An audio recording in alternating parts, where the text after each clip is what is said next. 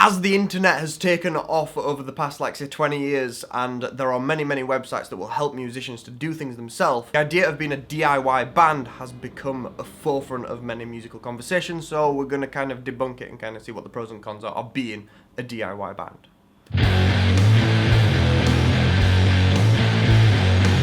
To kind of break down what I mean by a DIY band for anyone who might not really know, basically it's the idea of doing it yourself.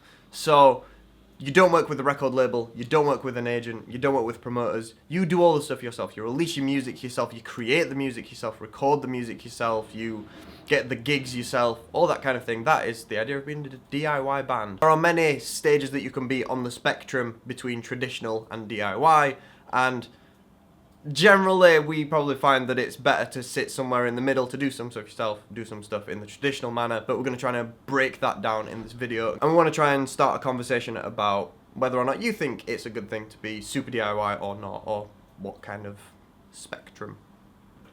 So the first obvious one, and we have done a video on this before, is the idea of releasing. Like, we did a video a long time ago saying how to get your music on iTunes, and we spent the entire video going, you don't really need to get your music on iTunes. There are free alternatives that are far better at getting reach, and you can actually customize them and all that kind of thing. iTunes, you upload the thing, well, you can't even upload it to iTunes, you have to go through a distributor.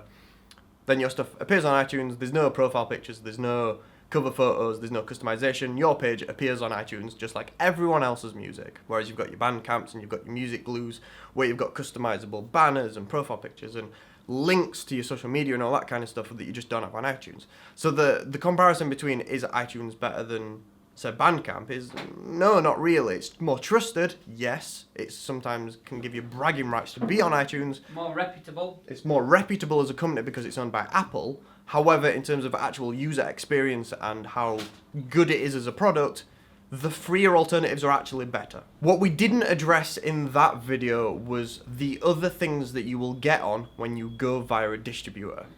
Most importantly, Spotify and Apple Music.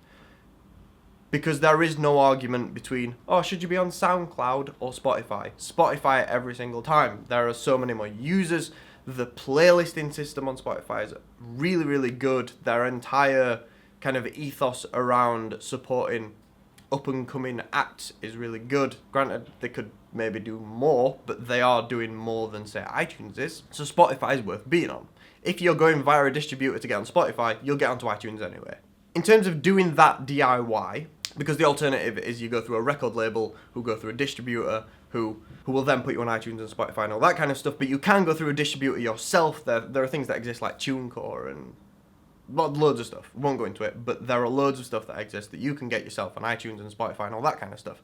Some are paid for, some are less reputable, whatever. They exist and you can do it yourself. So that in terms of releasing, it doesn't really matter whether you go traditional or DIY. What is important with that though is if you go traditional and you go with a record label, so really you are signing over the rights to your music to the record label, unless they are actually financially putting money into the act, or the album, or the release, there's not much point. You are better off doing it DIY if the only thing that's happening is you're going to iTunes or Spotify.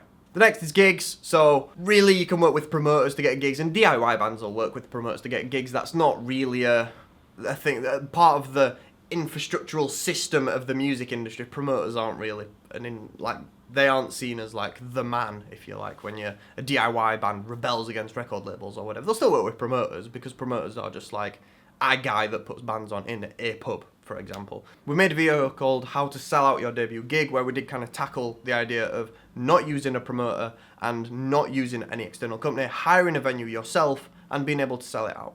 So from my perspective, as a lower entry level artist, DIY is kind of the way to go, although working with promoters is totally fine.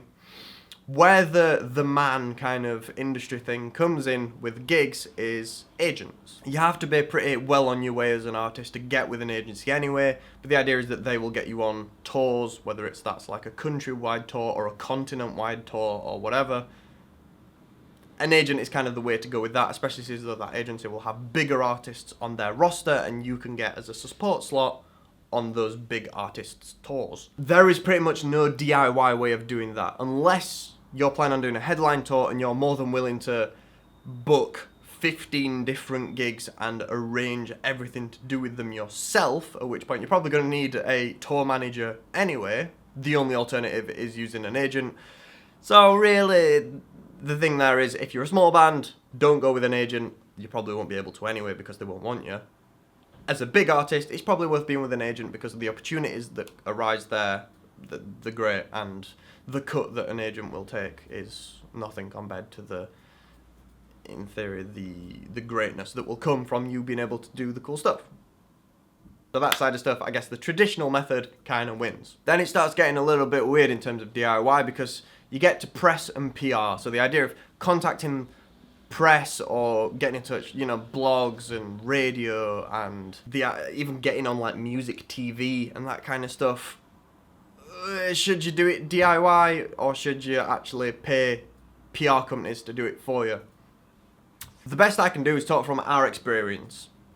So we can do personal experience, as in from our band's perspective, and also from a record label perspective, as we work at a record label. We have paid PR companies to do PR for some of our bands. They have had variable results, so there's some companies that will get some cool stuff, but not really much that's worth the money that you've paid them, and there is some where you pay an amount of money and they get you a load of stuff and it's really cool. You've got reviews coming in left, right and centre, you're getting featured on that blog, you're getting featured on that blog. It's all really cool. There is no way, when first approaching a PR company, there is no way to know what results they are going to get. They can't really guarantee you results. They can't tell you that blog will 100% cover you and do a 5-star review. There is no way they're going to know that. If they did, it'd be dodgy and maybe just don't go with them. I think the real question here, rather than should you pay someone to do your PR for you, because you'll get variable results anyway, is if you do get really good results, are they actually worth it? This is where it totally opens up for debate, because you can get reviews in magazines or on blogs or get some radio play on community radio or local radio or whatever. Is that actually forwarding your career as an artist? It's hard to tell. We work with an artist called Fizzy Blood. They got featured as Kerrang's Song of the Week last week. How many new fans have they got because they were featured as Song of the Week on Kerrang? We don't know. There is no way of knowing. Unless you went around and asked everyone who's liked their Facebook page or everyone who's followed them on Twitter or everyone who's come to their current tour that they're on and gone, did you come because they were featured as Kerrang's Song of the Week? Unless you ask every single one, you'll never actually know how many people like that band because of the thing that happened. There's no way of knowing. So to say, oh, we got featured in 10 blogs this week, or oh, we got radio play on Doncaster's local radio station, or whatever, it's cool as a bragging right. It's cool to say, we got this cool thing. We got this 5-star review. We got featured in this thing.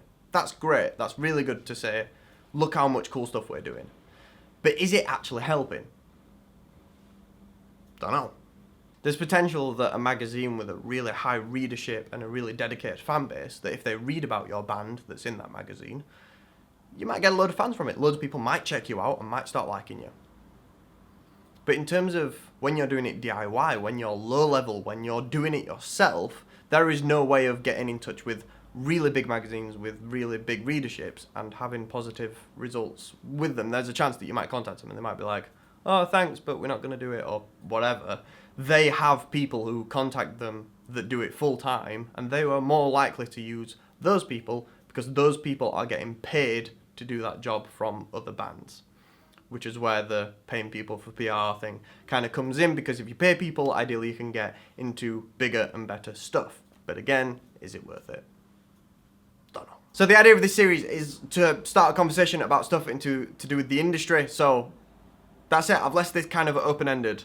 Have you ever spent money on PR or plugin, or spent money to get your music on iTunes? And how effective was it in terms of actually building you as an artist? Was it worth it? Was it not worth it? What are the pros? What are the cons? What do you think? Let us know in the comments. And if you're interested in what other people feel about it rather than just me, look in the comments, because there's a chance that other people have shared their opinions. This is probably the most on the fence kind of topic that I think we've talked about so far in this series, because on one side of things, I am totally, spend a decent amount of money on PR and get yourself a load of cool opportunities, but I don't know if those opportunities are actually worth Also, that amount of money. Have you mentioned the fact that we've paid people to do it before and we've got no results, and we've done it ourselves before and we have got results? Yeah, that's true. In terms of doing it DIY, we have actually done PR DIY ourselves and got better results than people who we have paid to get results.